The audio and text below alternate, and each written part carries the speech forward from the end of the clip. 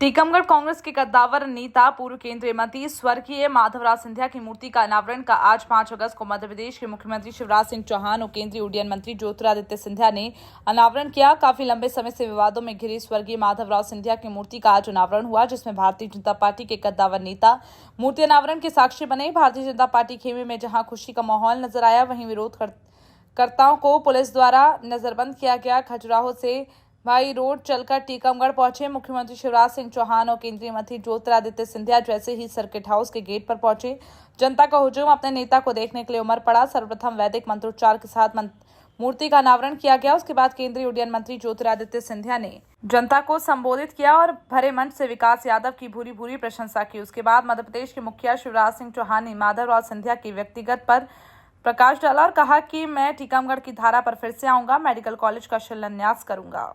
शिवराज सिंह जी को चौहान साहब को मैं सादर नमस्कार करता हूँ। यहाँ और हमारे साथियों को प्लीज थोड़ा पीछे हो जाइए, रमैया पीछे हो जाइए, माता की यहाँ पे जगह बनाओ।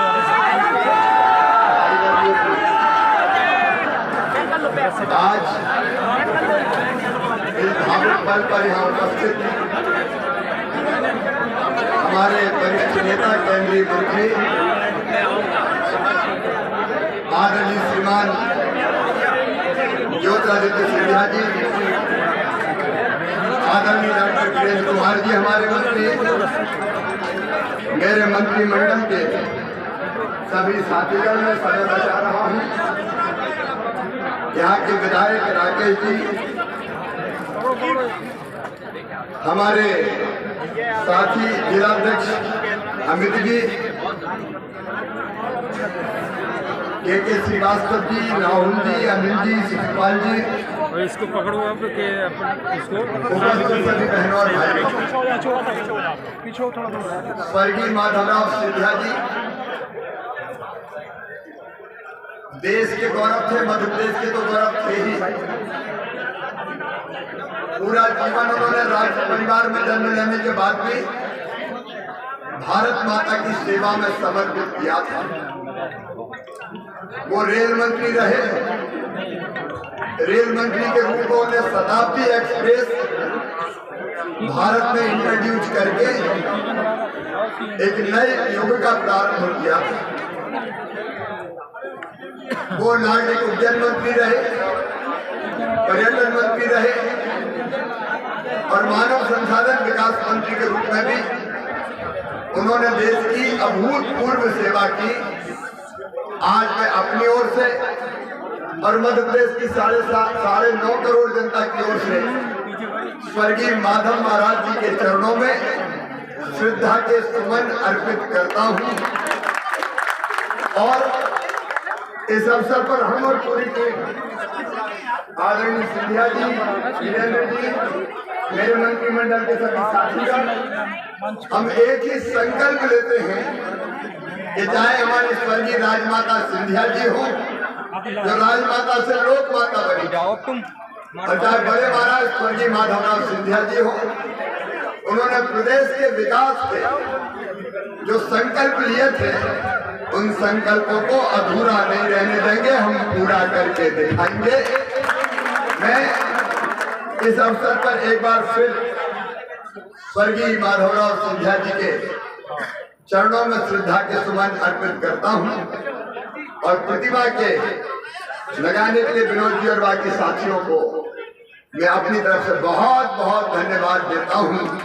क्योंकि लगभग 1 लाख लोग जतारा में प्रतीक्षा कर रहे हैं और यहाँ से बाई रोड ही मुझे वहां पहुंचना है, इसलिए अधिक समय न लेते हुए टीकमगढ़ जल्दी आने वाला हूँ। मेडिकल कॉलेज का शिलान्यास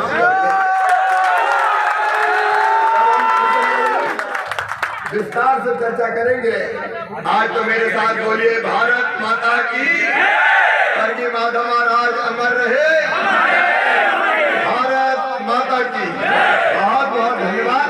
महोदय शिवराज सिंह जी, हमारे कैबिनेट के सीनियर मंत्री, मेरे परिवार के सदस्य आदरणीय वीरेंद्र कुमार जी, राकेश गिरी जी, अमित दूना जी, के श्रीवास्तव जी, समस्त यहाँ उपस्थित मंत्रीगण गोविंद राजपूत जी, सुरेश धाकर जी, ब्रिजेंद्र यादव जी, विकास यादव और समस्त यहाँ उपस्थित सभी परिवारगण जो उपस्थित, आज मुख्यमंत्री जी को शीघ्र ही जताया जाना है।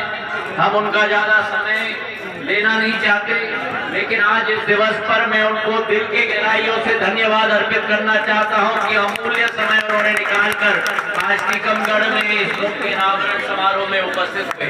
मौसम खराब होने की वजह से हम लोग हेलीकॉप्टर से नहीं आए, हम लोग गाड़ी से आए, पर आज इस दिवस पर एक भावुक दिन है मेरे लिए। मेरे पूज्य पिताजी की मूर्ति जिस टीकमगढ़ में, उनका एक व्यक्तिगत लगाव था, हृदय का लगाव था। रेल की सुविधा बुंदेलखंड को देने के लिए दिन रात उन्होंने कार्य किया था। और उसी के साथ एक और संबंध है मराठाओं का, क्योंकि ये वीरों की भूमि है, महाराज छत्रसाल जी की भूमि है।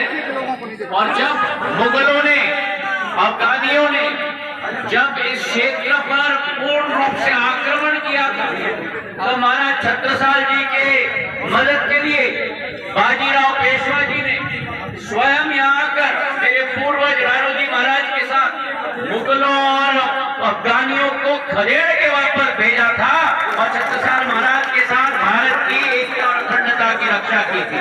तो एक बहुत पुराना भाव रिश्ता है। मैं धन्यवाद अर्पित करना चाहता हूँ मुख्यमंत्री जी को। मेरे पूज्य पिताजी ने दिन रात एक किया था इस मध्य प्रदेश के विकास के लिए, रेल के क्षेत्र में, और आज उसकी मूर्ति यहाँ लगी है। मैं दिल की गहराइयों से धन्यवाद अर्पित करना चाहता हूँ, विकास को भी धन्यवाद अर्पित करना चाहता हूँ जिसने दिन रात मेहनत की। बहुत बहुत धन्यवाद।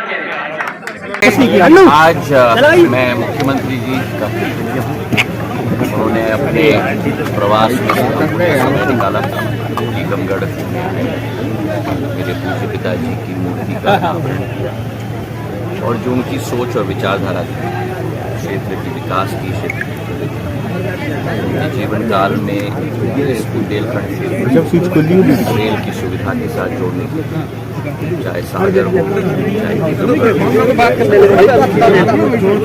पूर्ण कोशिश और सफलतापूर्वक मेरी आजी अम्मा राजमाता विजयराजे सिंधिया का भी क्षेत्र के साथ एक बहुत पुराना संबंध था।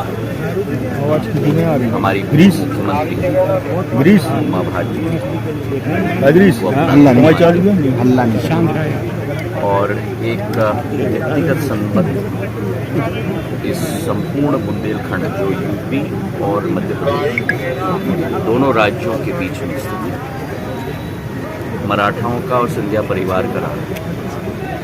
इस क्षेत्र के हीरे वीर सपूत महाराज छत्रसाल उनके कार्यकाल में जो एक अमन चैन और शांति और विकास की रियासत उन्होंने बनाई, जब अफगानों और मुगलों ने टेढ़ी आंख इस क्षेत्र के प्रति रखी, तो उन्होंने बाजीराव पेशवा जी के साथ मिलकर, मराठाओं के साथ मिलकर, जिनमें मेरे पूर्वज राणोजी महाराज उपस्थित थे, मुगल और अफगानों को दोबारा खदेड़ मालूम है कि आप समाज सवाल करवा दीजिए।